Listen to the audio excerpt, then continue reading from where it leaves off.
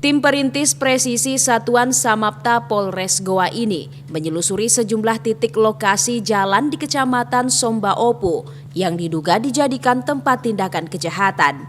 Setiba di jalan inspeksi kanal, petugas mencurigai gerak-gerik dua pemuda berhenti di jalanan sepi.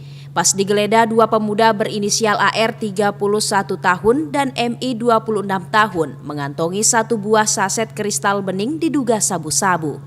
Di hadapan petugas, dua pemuda ini mengaku mengambil barang haram tersebut di sebuah benda yang ditempel setelah melakukan transaksi via online.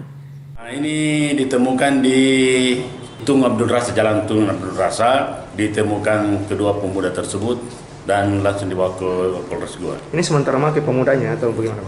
Untuk pada saat itu tidak ditemukan memakai, namun petugas kuat dugaan kecurigaan bahwa yang kedua pemuda tersebut membawa barang terlarang. Usai digeledah, dua pemuda tersebut langsung digelandang petugas ke Mapolres Goa untuk dilakukan pemeriksaan lebih lanjut.